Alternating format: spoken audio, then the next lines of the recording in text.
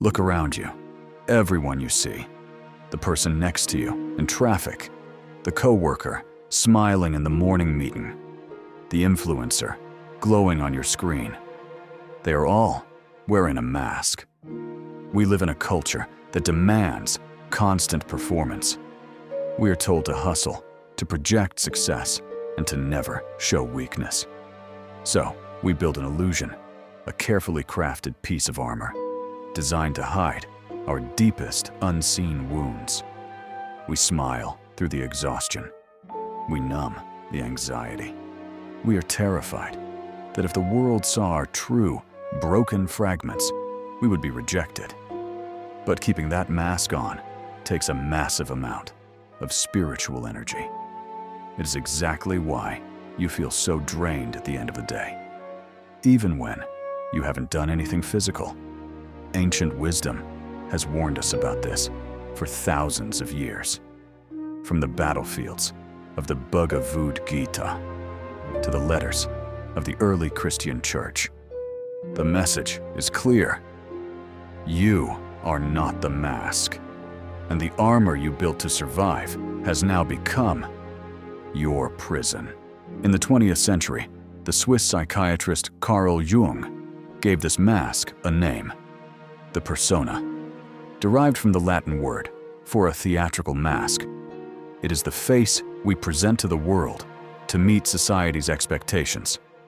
Today, the persona is tied to what we produce.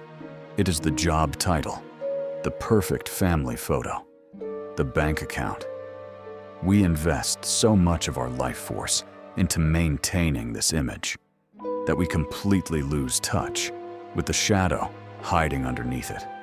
The fears, the suppressed anger, the quiet desperation.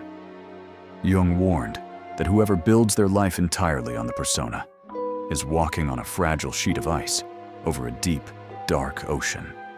When a crisis hits, a job loss, a breakup, a sudden illness, the ice cracks, the mask falls, and we are left staring into the void, asking, "Who am I without this?" But this psychological realization is not new. It is merely echoing a spiritual truth that was documented thousands of years ago, long before modern psychology. The early Christian church understood the danger of the false self. In his letter to the Ephesians, the Apostle Paul issues a radical command.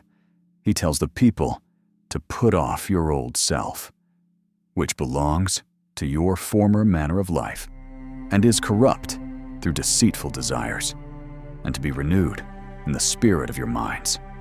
Listen to the language there. Put off, like taking off a heavy, suffocating piece of armor.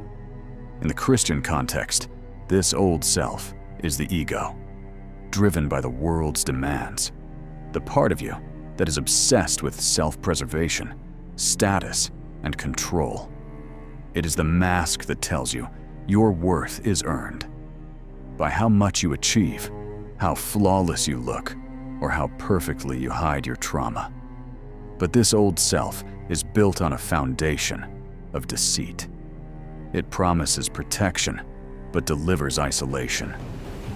Grace, the core of the Christian message, cannot penetrate a steel mask. You cannot experience true, unconditional love.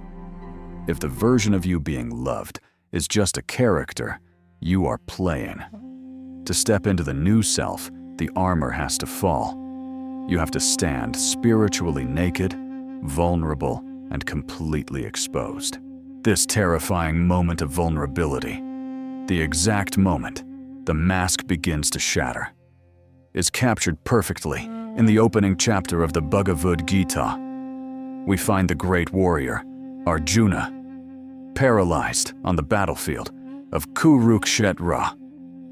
But his paralysis isn't born from a fear of death. It is the sudden, catastrophic collapse of his persona. Up until this moment, Arjuna knew exactly who he was. He was the champion, the righteous prince, the unstoppable archer. Those were his masks. But as he looks across the battlefield and sees his own family teachers, and friends on the opposing side. The titles fail him. The armor is useless. He drops his legendary bow. He sinks to the floor of his chariot, completely overcome with anxiety and despair. In Eastern philosophy, Arjuna is suffering from the grip of Ahankara, the false ego. Ahankara translates to the eye maker. It is the powerful illusion that you are separate from the divine, that you are simply your job, your reputation, your body, and your pain. When the universe forces you into a corner and your Ahankara shatters, it feels like you are dying. In a way, you are. The fake version of you. The mask you built to survive the modern world is dying. And as Krishna reveals to Arjuna, only when the false ego is destroyed can the true, eternal self finally take the reins. So, how do we actually take the mask off without completely breaking down? When you have worn heavy armor for decades, taking it off leaves you feeling incredibly exposed. The secret to this shadow work is not to violently rip the mask off, but to quietly step behind it. Both traditions teach the exact same practice for this: becoming the silent observer.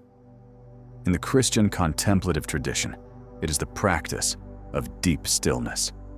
The Psalms simply command, "Be still and know." It is the terrifying but beautiful act of sitting in total silence, dropping the mental gymnastics, and allowing grace to look at your completely unmasked self without judgment. You stop defending yourself. In the Bhagavad Gita, this same practice is called Sakshi, witness consciousness. It is the realization that if you can observe your anxiety, you are not the anxiety. You are the quiet presence watching it. When your false ego screams that you are failing or that you are unlovable, you do not argue with it. You simply watch the thought pass, like a dark storm cloud moving over a mountain. You don't have to fight the false self. You just have to stop feeding it your energy. The next time you feel that desperate, exhausting urge to perform, to prove your worth, or to hide your pain, just pause. Take a deep breath.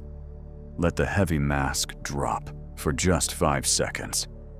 That is where the healing begins. That is where you find grace. And that is where you finally meet your true self. Taking off the armor is the hardest thing you will ever do, but it is the only way to truly live. If you are tired of carrying the weight of the illusion, and you are ready to face what is hiding in the dark, you are not alone. Hit subscribe and turn on the bell. In the next video, we are going even deeper into the shadow. See you in the stillness.